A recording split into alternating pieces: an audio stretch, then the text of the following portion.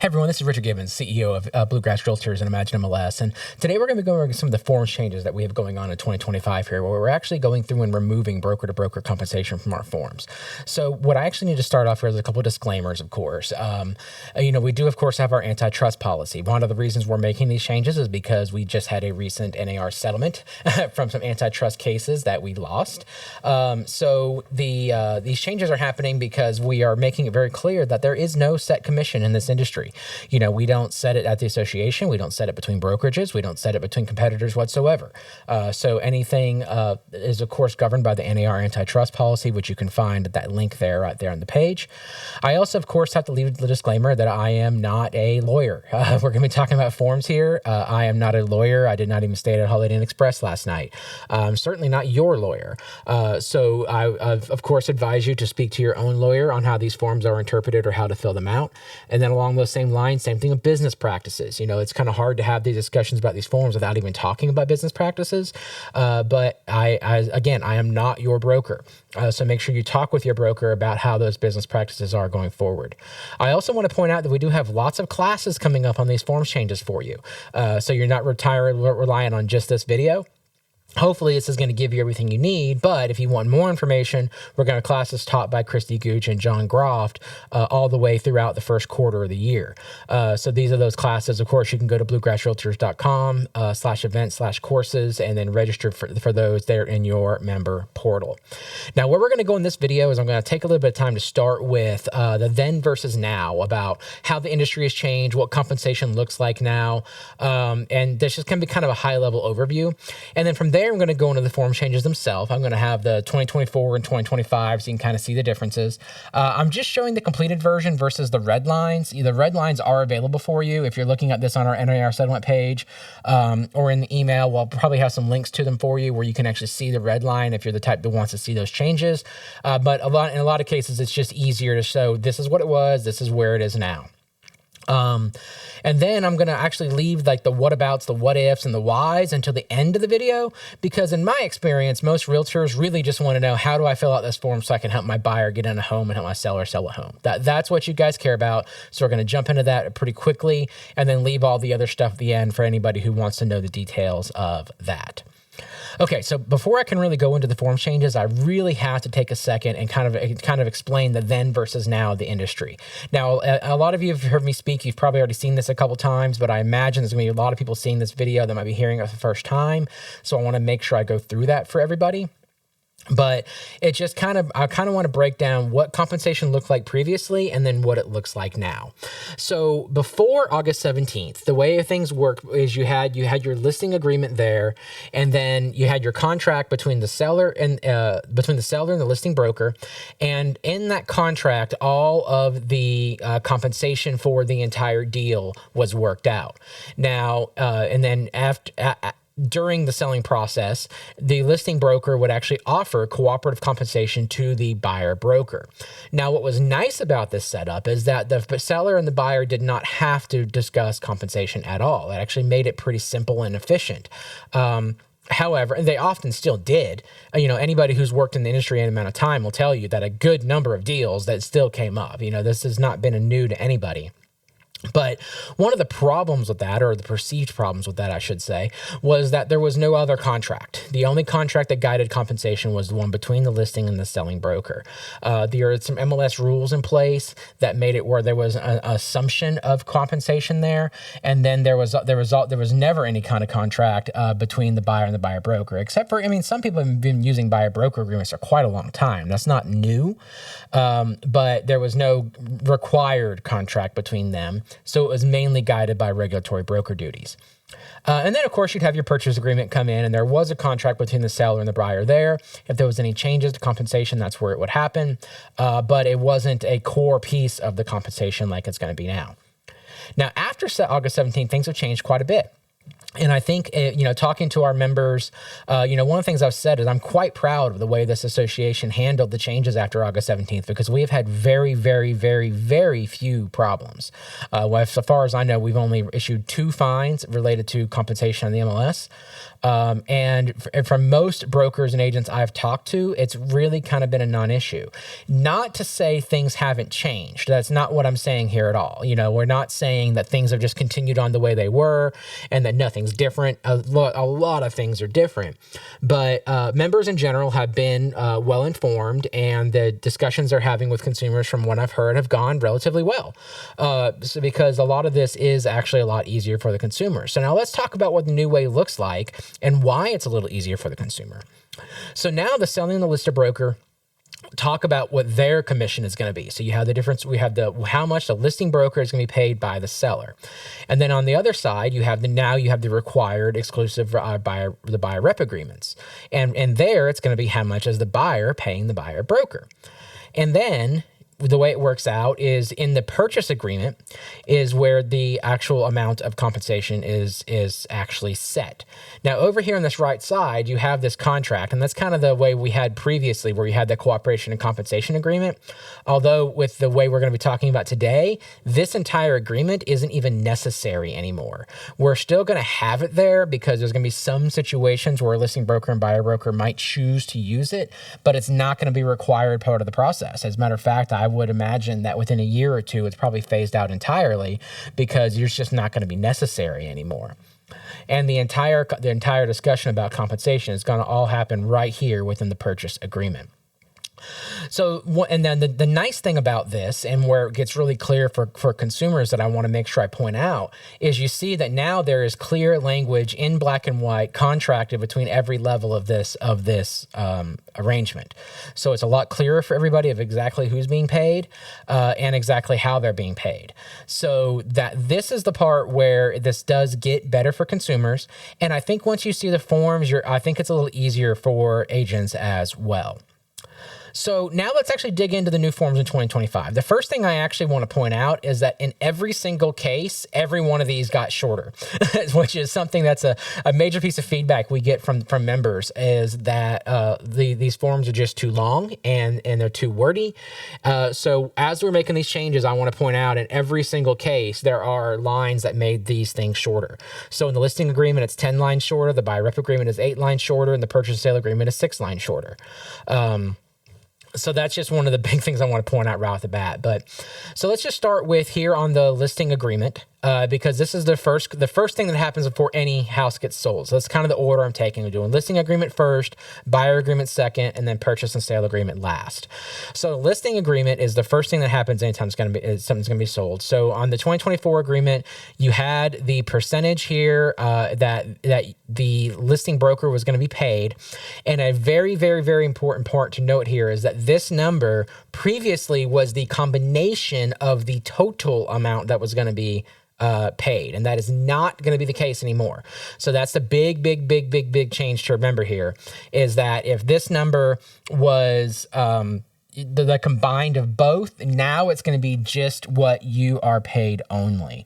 One more time, this number previously was the combination of both. Now it is going to be only what you are paid, which I'll show you on the second one. Now on the old contract, the cooperating commission down here on line 39 through 45, and then on the next page, 46 through 55, we had these 3 different boxes of 3 different ways that compensation could be paid during the process. And now it's changed a lot. This is it. This is the only, these 26 through 45 is all you see. As you can see down there in the buyer broker commission, there is no longer 3 different ways. There is one thing that happens, and that's right here on line 33. You put in the amount that you are going to collect from the seller as a seller's broker. You are not talking about anything here about how much is going to be paid to the buyer broker. It is purely only what you are being paid as the listing broker. So you will notice, though, that there is a section down here because if the buyer is not represented by a buyer broker, we have this section in here because everybody knows if the other side does not have a buyer broker, the listing broker does more work. So that's why that section is in here. So if a buyer is not represented by a buyer, the seller broker commission could be different. Now, notice I'm saying could be because that's going to depend on your own business practices. You know, some people might have that a different amount. Some people might leave it the same. And there is a line there that says if lines 40 and 41 are blank, then it's just going to be whatever it is in 33 through 39. So if you don't want to make it different, you can just leave that section blank, and then it'll default up to what's in 33 through to 39 up there. And then you'll see that under buyer broker commission, it just says seller acknowledges the buyer might request as part of an offer to purchase for the seller to pay compensation to a buyer's broker on behalf of the buyer at closing, but that seller is not required to pay buyer broker commission. So this is a really good point to, of course, stop and talk about the value of a buyer broker, which we'll talk about a little bit later. But there is no more option 1, 2, and 3. It is simply you put in what you're being paid by the seller. That's it. Then you have a compensation or a conversation about what compensation is going to be as part of your negotiating process, which we'll talk about when we get to the purchase agreement. Now, moving over to the buyer rep agreement, and this is again the 2024 version. So the old version has your amounts there of how much is going to get paid, and it has all this different explanation about how cooperating compensation is paid. But again, this section is I think 10 lines shorter. So the first section is still the same. There's a couple word changes in here and there that we don't really have to go into in detail. But again, 100% right there on 37, the buyer and the buyer broker agree on what the buyer will be paying the buyer broker. Now, and then all the explanations are shorter now. But the main part is that right there starting on line 51, it's talking about a buyer may, but is not required to offer compensation. And it also talks about how if the buyer compensation can be asked for in the purchase agreement. So most of the change here on the buyer rep agreement was just kind of shortening this section here. It has all the explanations, but essentially this still works the same where the buyer and the buyer broker are agreeing on how much the buyer broker is going to be paid. So going back to the four thing that I showed before, we have now set right here, you have the listing broker compensation has been decided, and the buyer broker compensation has been decided. Both consumers are extremely clear on exactly who's being paid how much. So now, how does the actual payment happen? And that is where the purchase agreement comes in. So on the 2024 purchase and sale agreement, we again had these three different options. Now there is literally one. That's it. Just one option. So in both cases, in the listing agreement, we had three options. In the buyer agreement, we had the one, and then on the purchase and sale agreement, we had three options. And there was all kinds of weirdness happening where sometimes one option would conflict with another. There is no more options anymore. You just negotiate how much of it is being paid by the seller. That's it. And then also because in this point, the seller is paying the buyer broker. It's not going through the listing brokerage whatsoever. You no longer need the cooperation and compensation agreement. So this is just where the seller agrees to pay the buyer's broker on behalf of the buyer commission at closing, and you come up with an agreed offer. Now, there is this line here that says that the buyer further agrees and acknowledges that if the compensation to be paid is less than the amount paid on the buyer broker agreement, then buyer shall pay the difference at closing. Now, that's between you and your buyer. The way the buyer rep agreement is written and the way our settlement is written, you are allowed to go lower. So they don't have to pay you that amount. But yeah, that's between you and your buyer to figure out. So the big thing here to again kind of reiterate is that I really feel like this actually gets significantly easier for everybody, because you just going back to our graph here, the listing broker sets theirs in the listing agreement, the buyer broker sets theirs in the buyer agreement, and then the purchase agreement figures out how much is paid differently. That's it.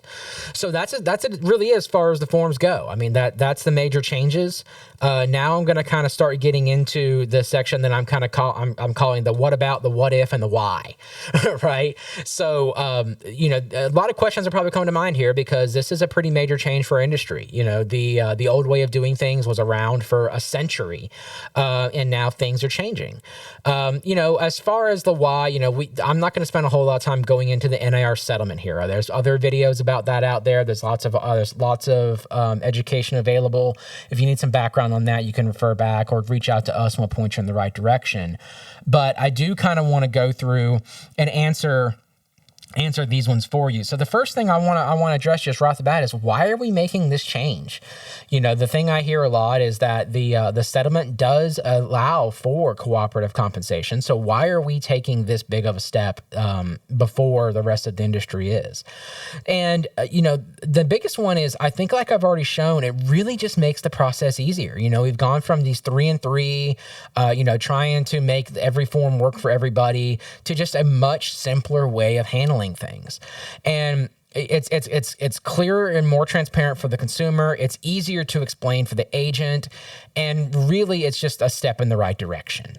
And I also want to, as we've seen since August 17th, like I talked about earlier, a lot of members have told me that this hasn't really been a big deal.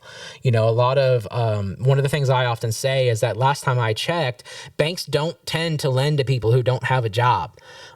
So those people are all busy professionals who like getting paid. And in my experience, a busy professional who enjoys being paid understands that other busy professionals enjoy being paid. This isn't a big step. So we're really doing this, we're operating out of a place of confidence. I'm a firm believer in the value of a realtor. Realtors absolutely provide incredible value navigating consumers through the most complicated and likely expensive transaction of their life. And we know the value that realtors provide, and we know that consumers want to have that value. The NAR profile of the home buyers and sellers has shown that year over year, the number of people who use a realtor in a transaction has been increasing, and it's currently at 89%. So people want realtors. They need that trusted guide to walk them through this process that they only do once, that realtors deal with every single day. So we're actually making this change out of a place of confidence. We don't need the forms to back us up. We don't need to have this old way of doing things still hanging around and making things more complicated because we're trying to have one foot on one side of the fence and one foot on the other. We really are operating more out of a place of confidence. Now, that being said, the fear is still there, right? The Department of Justice still has their foot in this. They've made some pretty serious statements that they don't believe cooperative compensation should be offered anywhere, but certainly not on the MLS. So we are trying to get ahead of that. There's the association coming together making these forms is a group of competitors making this form. So we really want to make sure we're avoiding any even appearance of setting commissions or things like that. But that being said, we're really trying to lead the way here. Bluegrass Realtors has a reputation as a forward-thinking industry leader. We were one of the first organizations to bring on dot loop. Back when e-signatures weren't even really thought of. Elaine and back when it was Elbar at the time, we're launching dot loop and bringing this forward. And that's one of the places that we've really leaned on in all these years. And our forms are used in, there's other states that license our forms from us. The state association has licensed one of our forms from us, and people just look to us in general as a leader. So we're really wanting to kind of lead the way on this. And one of the big reasons for that is, you look at this NAR settlement, and a lot of us look at, you have to have the buyer rep agreement signed before you show the first home. And anybody who's worked in this industry knows that doesn't make a whole lot of sense. Even if it was just the second one, it would make a lot more sense, right? I think we can all agree on that. When the NAR settlement was getting approved, even the Department of Justice came out and said they weren't huge fans of the requirement, but the settlement was already in place. It is what it is. I'm not saying we're changing that because we can't. But the point I'm making here is that if we would have made these changes before the settlement happened, we would have had more control over how they happened. Rather than a bunch of lawyers getting a room and determining it for us, we have more control over how it happens. So one of the things I really want to see this industry do, and one of the things I'm very proud of Bluegrass Realtors for taking the step of doing, is that we are the ones affecting the change rather than allowing change to affect us. So that's just, it's a step in the right direction. You know, a lot of people in the industry are going to be looking at us. There are very few associations that have already taken this step. We are going to be leading the charge on this. And it's something that a lot of the industry is going to be looking and watching us to see what happens with that. All right, so another question I get asked quite a bit is, what if my seller wants to proactively offer compensation? And that is still allowed. I mean, again, under the settlement, you are allowed to offer cooperative compensation as long as it's not on the MLS. Now, I do want to, again, point out that the Department of Justice has come out that they're not huge fans of that. So certainly talk with your legal counsel about how you want to handle that and how you want to move forward. But it is still allowed. And the way it works now is it's just another negotiating point. You know, one of the things that I talk about is it's just like when you're talking with your seller and you're going through the house and you're talking about, okay, what kind of deals are we going to accept from a buyer? And some sellers are like, hey, you know what? I am not paying a single dollar towards any kind of repairs. But you get into the process and things start happening, and you find things in the inspection, and the seller wants to sell. They need to close on this house, and the buyer wants to buy. So what happens in the situation? Quite often, it ends up in the purchase agreement, right? So, but you know, you can also have the conversation with the seller at a time where the seller is like, look, I mean, I want $250,000 for this house, but if somebody comes along and offers $260,000, then I'm willing to give $5,000 towards repairs. Or, you know, what I really need to walk away from in pocket is $230,000. So we're going to put it on the market for $250,000. And then if we get a full price offer, then I'm willing to do $5,000 towards repairs, right? That's the kind of conversation you're having now. You know, this negotiating point between you and your seller, but you don't necessarily have to have it in writing, right? Same thing with compensation. You have this conversation with your seller up front about how much of the compensation you're willing to offer in order to help the buyer on the buyer side have professional representation. And it's just a point that but you and your seller know it. When the offer comes in, you can determine what that's going to be. And one of the places that I'd like to point out while we're talking about this is, let's just say that your seller is willing to put, X percent out there, and in the old way of doing it, you would proactively offer that amount out. But now this buyer agreement situation, the buyer comes along and they need less than X percent, right? So you needed $5,000 less than what X percent would have been. By proactively offering it, you have now made the seller leave that $5,000 difference on the table.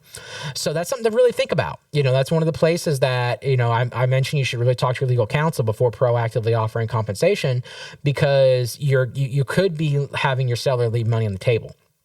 So that's just one of the places I like pointing out when we're talking about this.